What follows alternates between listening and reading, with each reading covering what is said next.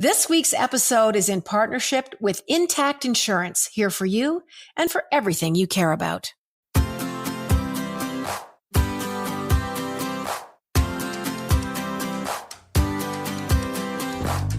Hello and welcome to the Jann Arden podcast. I am Jann Arden. I am here with Sarah Brooke. I'm here with Adam Karsh. They are in Toronto. I'm also here today with one of my favorite people to talk to on the podcast, Ziya Tong. And I always get a kick out of Wikipedia. Ziya Tong is an English-born Canadian television personality and producer, formerly the co-host of Discovery Channel's long-running primetime science magazine, Daily Planet, which I loved. And I remember watching you on that. Welcome, Ziya. How are you?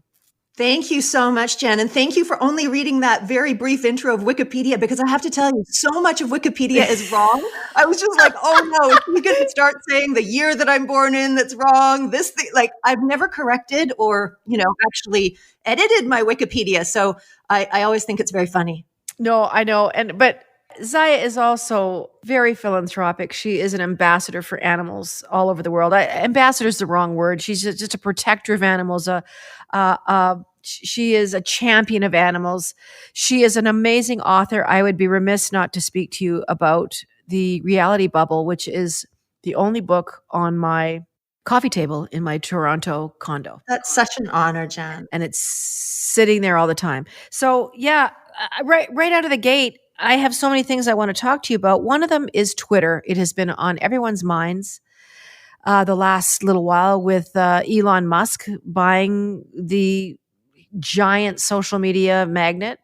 And your whole take on what he's doing, how he's doing it, and your presence on Twitter. I just want you to speak to that a little bit and how you are handling it and what you think the future is looking like.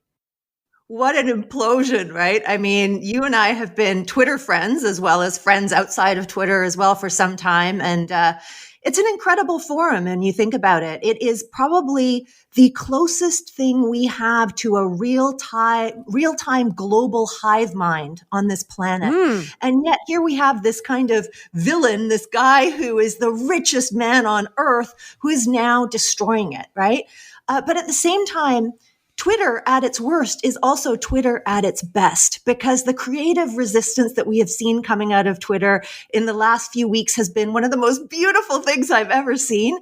As a medium, it's a medium that speaks truth to power as it is, right? So here you have all these corporations, you have the richest man in the world. And I'm sure so many of you have seen, when all of a sudden all those, that Twitter blue, right? He opened it up so that anybody could buy this sort of verified check mark. And you had people impersonating all these corporations. Oh man. Fake Coca-Cola, but was tweeting about, being the biggest plastics polluter on earth. Lockheed Martin was tweeting about human rights violations. You had Chiquita Banana talking about invading other countries. You had Eli Lilly, again, speaking truth about how they completely jack up the insulin prices and how that actually impacted their real stock market prices. So, that moment of destruction was also a moment of pure creation. And that's Twitter at its best. So I've loved it, but I'm also deeply sad because, I've started a migration. This is a very big virtual bird migration. And I've started moving over to Mastodon myself as well. How about you, Jan? Have you done that? I couldn't figure Mastodon out. So I've signed up. My name's on Mastodon. I've got the app and I'm going on and I'm looking at what I should join up to. It gave me like 20 choices of different search engines, or I didn't get it. So you and I need to talk about how to work that. But I never even learned how to set my VCR. So really... Well, it's interesting because it's kind of like a quieter, more pensive, more community-oriented version of Twitter. So, it's interesting because some of the first people, when I first joined Twitter, those people are now on Mastodon, and it's a lot less yelly. So people are actually having more thoughtful conversations, and you can join different instances. So it's a lot like if you think about email, for example, you have a different email server and I have a different email server, but we can still communicate on email. Here you join various servers. So you might be on one that's about music. I might be on one that's about one that I'm is about journalism. And so we can still connect, and we can see all the people in our sort of home server, and we can connect with the people that we follow and who follow us as well. Have you heard anything about Counter Social? I also joined Counter Social. I have heard about Counter Social, but I haven't used it at all. I haven't tested it out. There are two more apparently big platforms that are coming soon that I'm quite curious about. And I think it's about time, to be honest, right? Like, I mean, we've seen a progression along with our, social media kind of moves. There's full movements, whether it was MySpace at the beginning or Friendster and then Facebook. And then you've got, Instagram, you've got TikTok, you've got Twitter. So I'd be quite happy if there was something completely new for us to all migrate to. It gives us a different chance and a different medium and a different way of communicating. Well, just as sort of another example to your point is when Rogers went down this Right. past, 6 months. Right. I think people realized when you have one or two providers, which basically Twitter is the provider of that kind of dialogue, the whole country fell apart. Banks couldn't operate, things couldn't move forward. So I think to split the wealth up basically of, they're not even sure how many users there are on Twitter. They're estimating 1 billion. I feel like it's more. I don't even know if the number is that high, to be honest. It's certainly not 1 in 8 people on the planet. But, you hit upon a really important point, which is, media power and media ownership. And I think that's the key thing. I think the debate is the wrong debate when people talk about media censorship, because what they forget about, right, is it isn't, I've met tons of journalists. I've worked with journalists all my life. I've sat in newsrooms. Journalists aren't out there to lie. But why are people so pissed off at the mainstream media? There's a reason. And part of that, I think, is the fact that you've got a media that is owned by the richest people on earth. So you've got Elon Musk now, you've got Jeff Bezos, you've got Mark Zuckerberg, you've got oligarchs in the UK owning the newspapers, you've got Richard Murdoch. And the problem is this, and I'll give you an example of the TV show The View, which I have no problem with. My mom loves The View. But here's the thing. If you're watching a show like The View, it's framed as if they're having a debate, but they're not. They're actually having a really wee small discussion, and they have the same discussion over and over and over again. And that's because if you think about it, even when they were looking for a new host, they had to have what? A conservative host, and they had to have a bunch of liberal hosts. And so they're just having the same argument. They're not stretching the Overton window, right? The Overton window is being able to stretch the argument out. So you never see, let's say, a radical left-wing tree-hugging host on there who's talking about, the collapse of the planet and the extinction of species. They're never having that discussion. And that's a big problem for where we are in society and in history at that moment, is the most crucial discussions that need to be taking place are completely eclipsed. And that, to me, it's not censorship. It's not somebody, zipping somebody up. But if you frame the discussion the wrong way, and you're only allowed to have, really kind of milquetoast chats, nothing too radical, well, that's a big form of silence to me. It's kind of like a parallel to the Facebook newsfeed, right? In whatever friends and circles you sort of subscribe to in conversation in social media, you're only going to get that conversation if that's all you have on Facebook. Exactly. It's a bubble. It's a reality bubble. Definitely is a political bubble, that's for sure. Couldn't you not say that about so many things about how human beings have made their way through the universe for thousands and thousands of years? And that, the meat industry, for example, I would be remiss not to be able to put this jab in. But because you do have those conversations that are so narrow, that you have that view type thing where they're just talking about it's politics all the time, but they're really never talking about, like you said, the planet, water, resources, how a head of romaine lettuce is $6.99 right now because California was in a drought and everyone's waiting for produce to come out of Arizona now and to Mexico so they can get that price point down. But people are so willing to not talk about things so that they can carry on with their convenient lives, Ziya. That's very true. Very true. Like we're just not going to talk about how things die or how much water they use, or, it's been really interesting to follow you through Twitter just with the whole animal thing. It's a great door that we just opened. Your feed every day offers up these wonderful photographs of the most unusual, precious, unique, weird, wild, bizarre animals that share this galactic journey with us. And your handle is Earthling. So, but I've loved it so much, and I love reading the comments of these pictures you post of all these different creatures. Can you speak to that and why that's been an important part of your feed? Yeah, I mean, Earthlings for me, I mean, every day I do post 2 or 3 different wonderful, wild, magnificent creatures. And I see myself almost as a publicist for different life forms. And mostly because it makes me so damn happy to see them.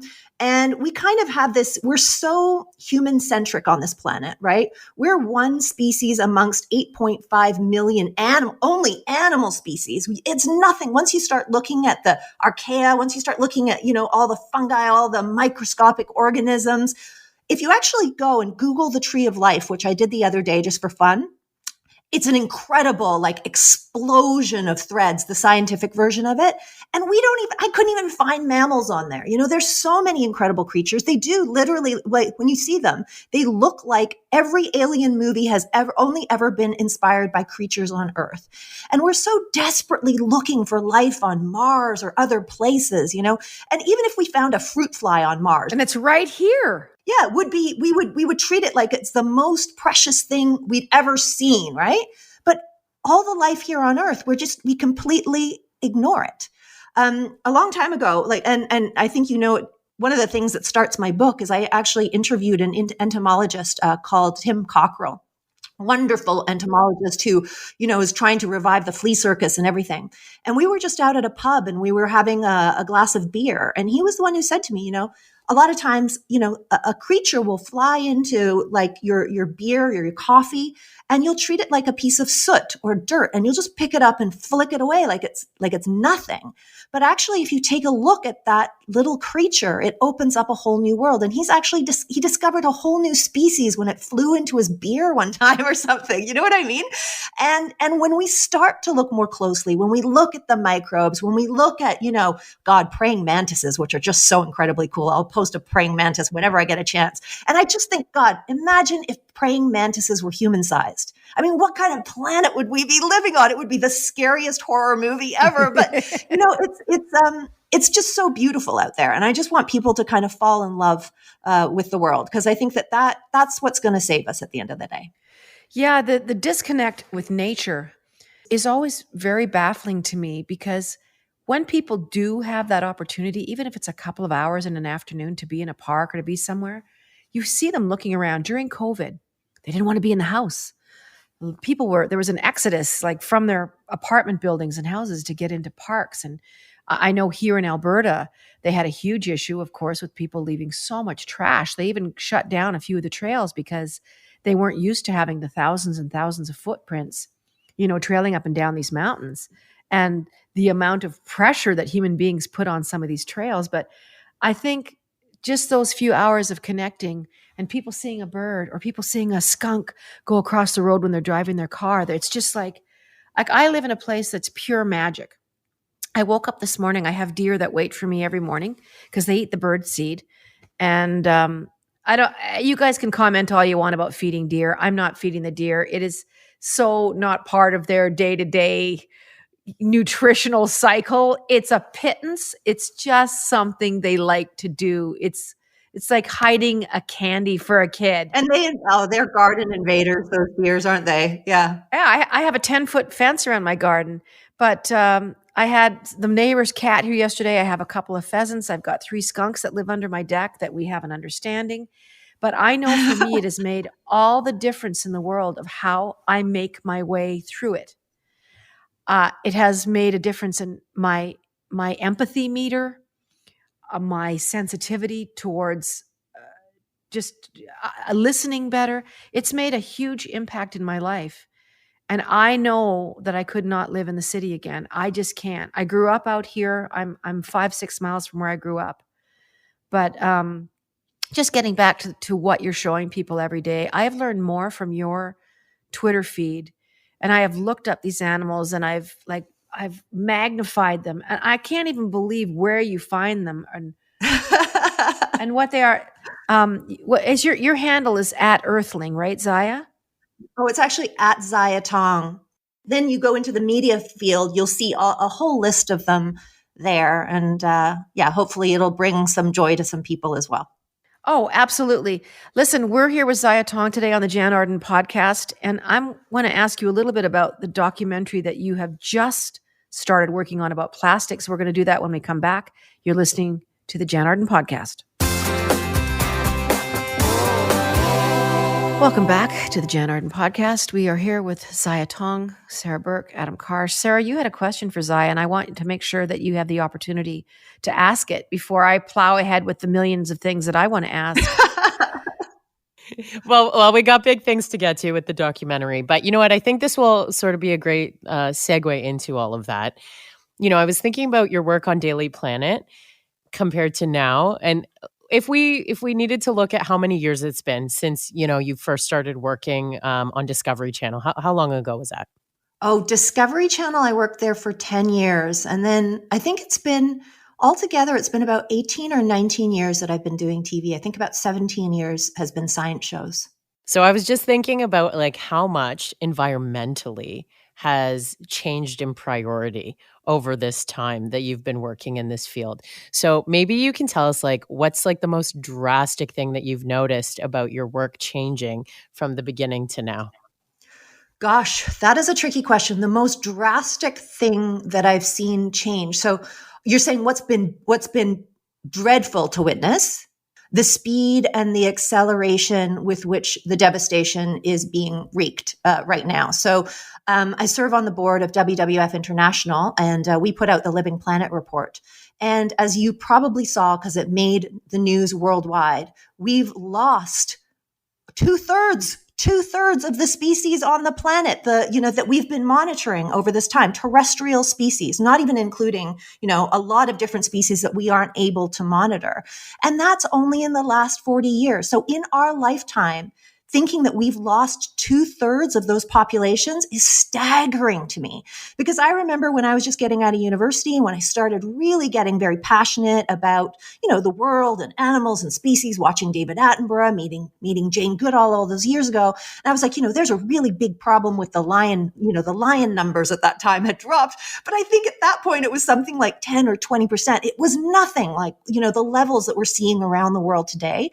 So the biodiversity loss, to be honest, what is Earthlings? Earthlings is showing you all the different species that we have on planet Earth. But if I tweeted biodiversity, nobody would look at it because that's exactly what it is. That's the word, biodiversity. It represents all our different living species. But I think Earthling, we can all relate to being Earthlings, right? But the other thing, of course, is the staggering changes that we've seen in terms of the climate crisis. I don't think anybody could have predicted, the models have predicted things being bad, but then we're always like, oh my God, it's so much worse than we thought it was. And this summer, I did a talk on climate and bankruptcy for some of Canada's top judges and lawyers. And it was shocking because, I had to sit back from doing the talk myself. As I was putting it together, the information was so horrifying that I would have to put it away sometimes. And the beginning was just all the rivers drying up. I did about the first 7 minutes of my talk. I thought in the beginning it would be like one river, and then it was this, then it was the Po River, then it was the Yangtze River, and it just went on and on and on. And I can't believe what I'm witnessing, to be honest, in this time in history. Yeah, the Mississippi River is in dire straits. The Mississippi, yeah.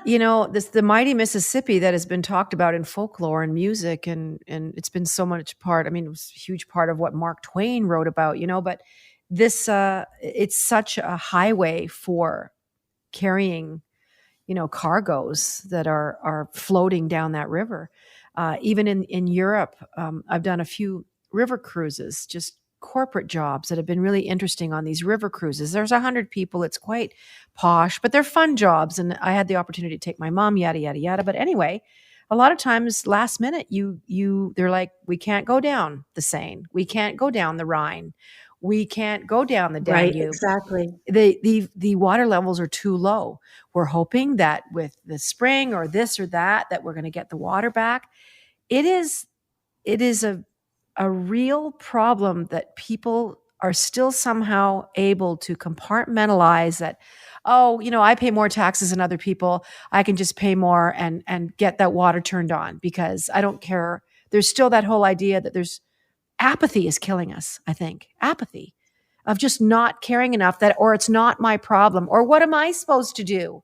I think it's all of those things. And I think that's why a lot of people now are really calling for system change. And really why when I wrote The Reality Bubble, I mean, it's about all these invisible things that you can't see and how they all fold into the system. A lot like the Matrix, right? Like Yep. in the Matrix, there were all these sort of invisible sort of rules that we had to live by. And once you can start to see, I think the first step is to see what's going on. But we really need to organize on a much bigger, much more revolutionary level if we want change, right? Because these systems, they're not going to change on their own. They're not going to, everybody, we've seen, for example, the food system, you and I talk about it quite a bit, right?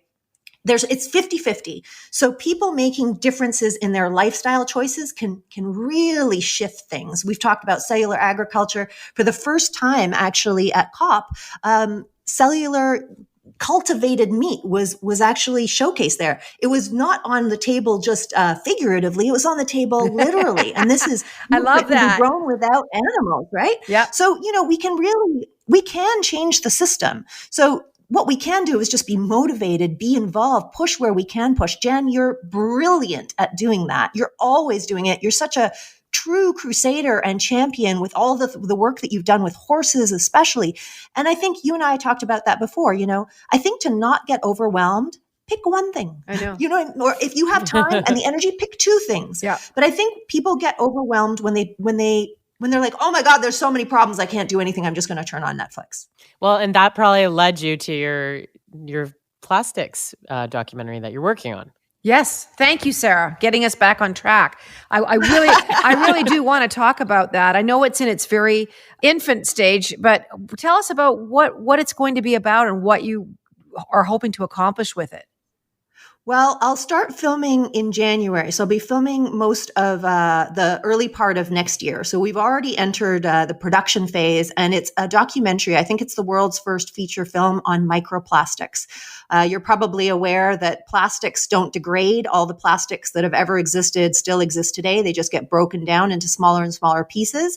And we inhale that plastic. We drink that plastic. There's no such thing as, an environment, because the environment our bodies are built of this environment. And so, over probably the summer, you heard that plastics have been found in mother's milk. It's been found in placentas. It's been found in lungs. It's been found in livers, and it's been found in the gut. So I'm going to be traveling around the world to some of the most polluted places, and also just everyday places like my own home. And we're going to be looking at the plastics in my body, being able to measure them. We're working with the world's top scientists in microplastics. So I'm so fortunate that the production team is so, got ahead of the game with all of that.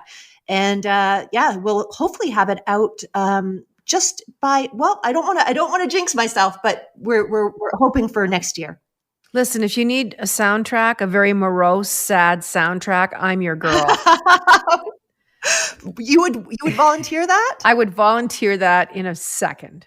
Oh my goodness, that would be such an honor. Thank you, Jann. If you ever need like morose moaning in the key of F, as they find plastic in your eyeball. Well, Jann, to be honest, I'm wearing contact lenses. I have plastic in my eyeballs.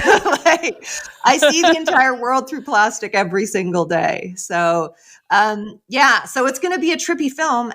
But you know me, we've said this before. I'm not doom and gloom. I'm doom and gloom. We will find a way through it. There's a way through it. There is a way through it. Does it surprise you at all that some of the greatest crusaders of really the last 5 or 6 years are basically teenage women? When you look at Malala, when you look at Genesis Butler, Greta Thunberg, or Thunberg, or whatever, however people want to pronounce her name, to me, that is so encouraging. It's unbelievable the impact that they're having on these grown men at these, symposiums all over the planet where they're actually frightened by these women's voices, women in particular, but teenagers. I know Malala is now in her 20s and a married young lady, but my gosh, the things they're doing. I mean, it's wonderful. And it speaks to, I hate to say this. And for any of your listeners, I hope it isn't taken the wrong way, but if you think about where we are on our trajectory with planet Earth right now, we know that we're on the brink of civilizational destruction and the annihilation of most species on Earth. And it's been white dudes who've been running the show for so long. And it's kind of like maybe it's time for them to let other people have a shot at it, because whatever they've been doing so far has gotten us in a lot of trouble. So if it's teen girls ruling the world, I'm all behind it. What happens with like you working with like young people? Do you go into classrooms or anything? Because your I guess your mandate on the earth is so inspiring. Oh, thank you. I mean, I'm very fortunate. I get to, sometimes lecture or, do classes with students and have been able to stay in touch with some of them. And of course, Daily Planet had an amazing reach, reaching a lot of young people as well. And one of the greatest gifts is, sometimes coming across them on the street and they say, I became a scientist or an engineer because of the show. And, things like Amazing. that mean a lot. So, really, it's just for all content creators. Like your podcast inspires people every single day, opens up their world, smashes that Overton window. You guys have guests that can speak about all sorts of things that you wouldn't hear about at all on other podcasts. And so really That's when true. you have a voice, and that's what Jann does all the time, she actually uses her platform to give other people a chance to use their voice. And I think that's really the greatest gift of all. I appreciate that so much. You've given me the perfect opportunity to say that the horseshit campaign has just had a brand new sponsored government petition. We launched it this past week. We had one last year that garnered over 80,000 signatures. What came of that is Trudeau and the Liberal government had mandated the banning of shipping live horses to Japan. But nothing was done. The Minister of Agriculture has kind of just been spinning her wheels. So we've been sponsored by an NDP gentleman that we're so grateful to. So we're launching this again, and it's going to be open till the end of February. It's up on all my platforms for people to sign on that. If you're thinking, how can I make a difference? Oh, I hate that they're shipping horses. How can I help? I'm telling you, a government-sponsored petition does make a difference. It's why it was mandated in the first place by Trudeau, is because they're like 80,000 signatures and they wanted the votes. So they put it on the table. Oh, there's 80,000 people that want this to end. They say that for every person that signs a petition, there's 80 other people that think about it and should do it, but they don't take the time to do it. So imagine the numbers. I mean, I don't even know how they come up with the statistics, but if you have the time to go to horseshit.ca and do a simple click, and if you want to stop live horse export, imagine with climate change, putting a large, innocent, terrified horse on a large aircraft that's burning fuel, adding to the carbon in this world, flying them to another halfway around the world for wealthy people to eat raw. There's no sense in this at all, Ziya. No sense. I mean, our food's going to have to be so streamlined and so local and so plant-based in order for us to survive. Exactly. And so the fact that you've been able to put it on the agenda so that, and I know that you've been calling out Justin Trudeau for the promise that he made, and the fact that you are still sticking it to him, the fact that you didn't give up, the fact that you're still there going, no, I will never give up. That is the most beautiful thing. And that's activism. I can see Adam clapping, and that is the truth, right? So for all of you who are listening, support Jann, because she is really leading this in so many ways. And I think that's what we can do. Sometimes when you see people do those things, just stand by their side and help where you can. So yeah, absolutely. It will change, Jann, and it will be your legacy. If there's something that you're thinking that you can do, go click on that, because I feel like if we could get 250,000 signatures, man, that would be a happy day. Before I let you go, Ziya, I just want to have you kind of give us a summary of how you've made your way back into, I guess, real life. I mean, they're talking about introducing mask mandates again, and we're still obviously in flu cycle and hospitals are overwhelmed and all that. How have you made your way back in? Is some of the pressure off of you? What's an average day like? Whew. I know it's a huge question. I mean, it is a huge question. And I have to be honest, this year has been the first year where I've come out of that cocoon. So, some of my best friends live in other countries around the world, and I haven't seen them sometimes for years, even before COVID. So I made an effort and did trek around, and I have been out and about, that's for sure, but I'm still very careful about it. I'll tell you, I took one yoga class and I canceled it. I thought I couldn't do it. I tried. I really tried because I'm not ready to be in a room with a bunch of people when there's still an airborne, disease out there, and it's going to start coming back up and creeping back up. So I am going to have to hunker down a little bit more now. The wonderful thing is, being able to get outside, go for walks. It's so beautiful with the crunchy snow and everything right now. So there are things that I can do. And I don't think that we're in that fit of paralysis that we were a couple years ago. For sure. Where, there were hazmat suits everywhere and we were just living with, this fear that was at the pit of our stomachs.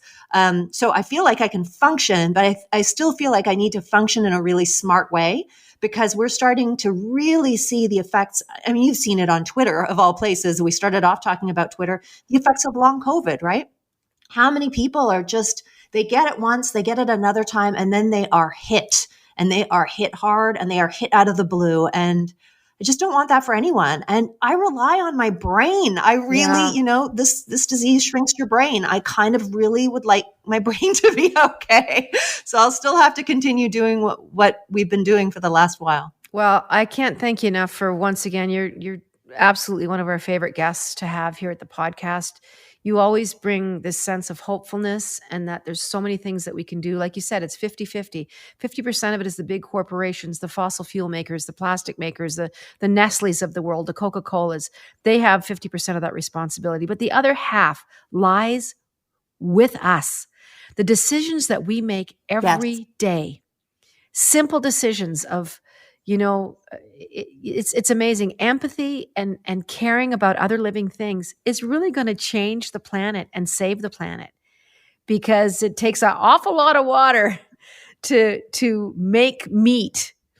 And it takes an awful lot of grains that could be used to be feeding people all over the world. And yet we're feeding a cow.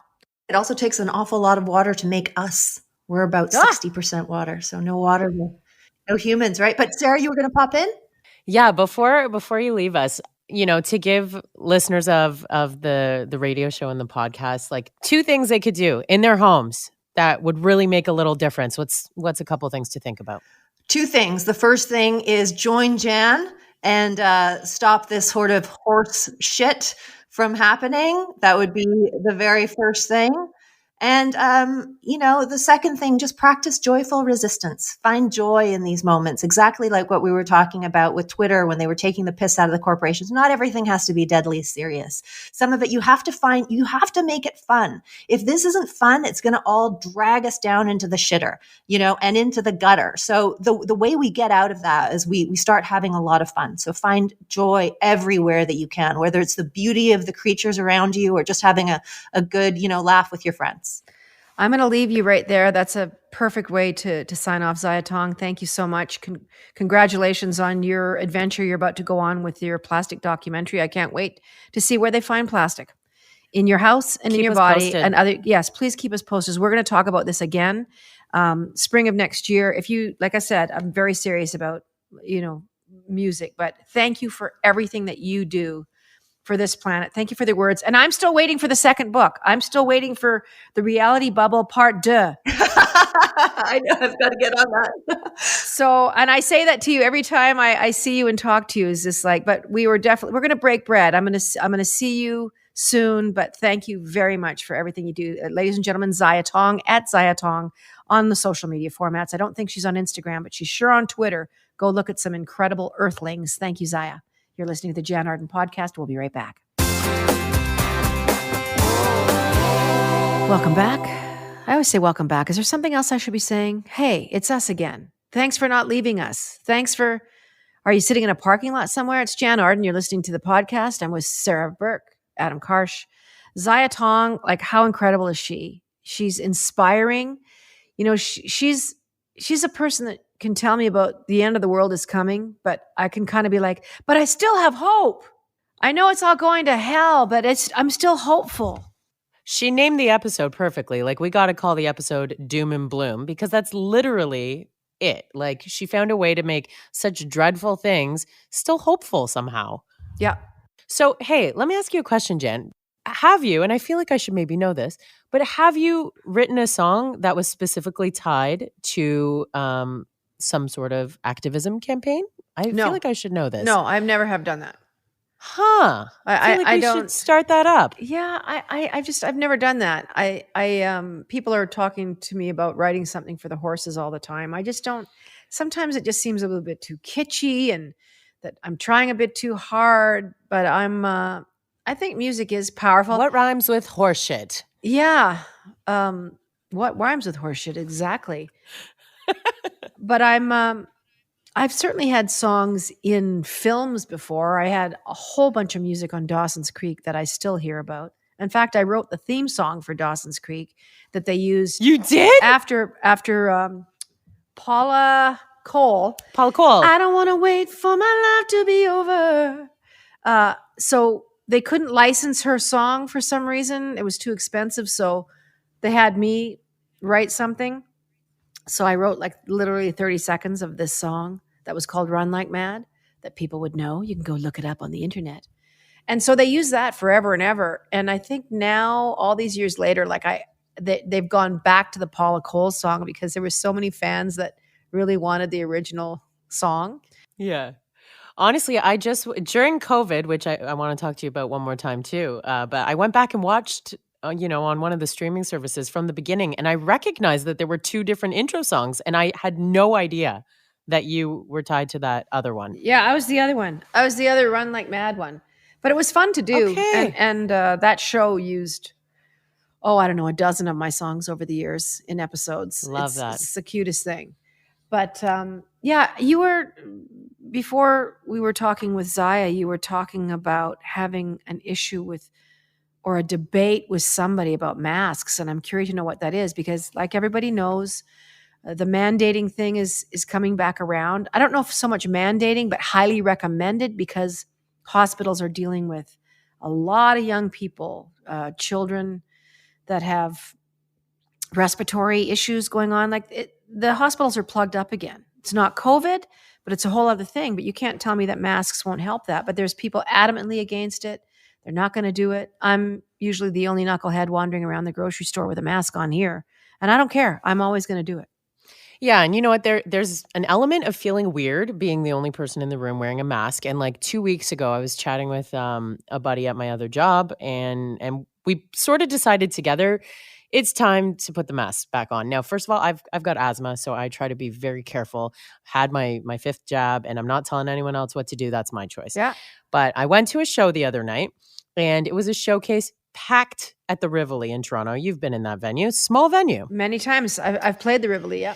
So this photographer guy, he like smiles at me. And at first I thought it was going to be a pleasant conversation, like it was kind of between sets. And he goes, nice mask, like sarcastically. And I didn't do very well with that. I was like, what do you mean by that? And, I'm now starting to get snotty because I don't like that someone is commenting on my mask. Like, of all the things to make someone feel weird about now, wearing a mask in a small packed indoor room, not it. Makes sense to me. So I go, what do you mean by that? And he was caught off guard that I was pressing him on this. I think he just thought that he could get away with the laughs. So, and he goes, He's such a funny guy. Such a funny guy. He goes, I was just commenting that it matches your shirt. Jan, I was wearing a plain black shirt and a plain black mask. I'm like, really? I think you're very fashion forward. Yes, but I wear black all the time. I'm wearing black right now. Anyway, so he ended up feeling so uncomfortable and he turned. He couldn't even deal with the discussion that I was pressing him on and turned away. But, this brings me back to one point. And you made this point on the podcast a few weeks ago.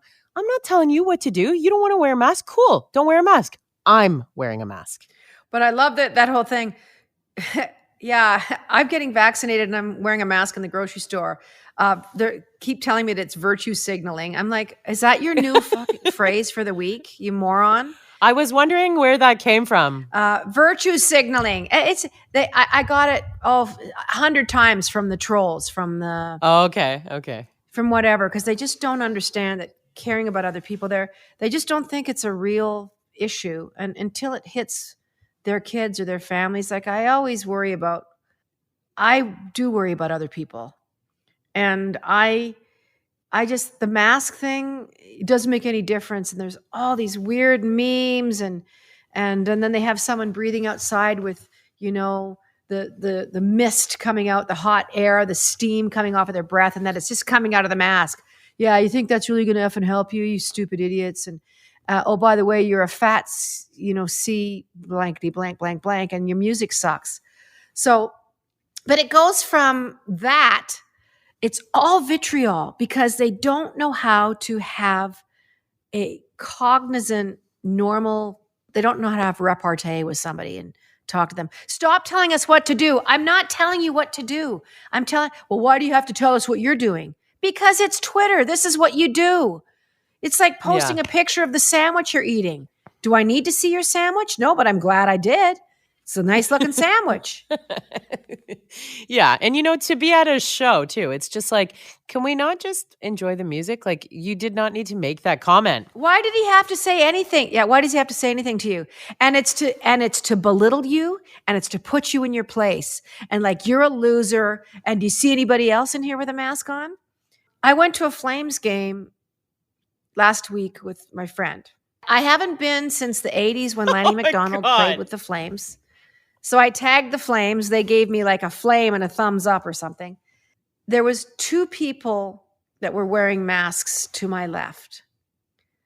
And I had it on for a bit, and I felt so intimidated that I didn't put it on. And I wasn't too nervous. It's very well ventilated. There's a whole row empty beside me. We were kind of in this I don't know what their seats are, but I was so lucky to go. They were such lovely seats. I was glad to sit there. I felt very privileged. I mean, they order popcorn, they bring it to you, to your seat. But anyway, I felt embarrassed and ashamed that I felt the way I did, not wearing my mask, and that it was an issue in my head, and it bothered me the whole night, that I was afraid of how people would judge me. So I didn't do it. And that bugged me. That I was afraid. Yeah. And that's basically what I've been going through too. For the last few weeks, I've been like, every time I've been at a show, and I go to a lot of shows, I've been thinking, I should be wearing my mask right now. Why aren't I wearing my mask right now? Why am I making this decision right now? And then like a week ago, I was like, I flipped the switch and I'm like wearing it everywhere now. Well, my switch is flipped for sure. I mean, I didn't have it on in there, but I was at Sunterra. I went and got a few groceries yesterday, and I'm not in town that much. I'm not around people that much. But I wore it the whole time. But what I noticed yesterday in Calgary, it was about half and half. All the checkout people had their masks on again, behind their glass, behind that plexiglass stuff.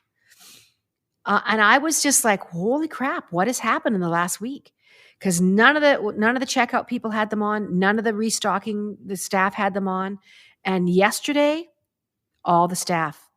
There was a couple people at the bakery that didn't, but there's something happening. There's like, people are going, I don't want to get this again.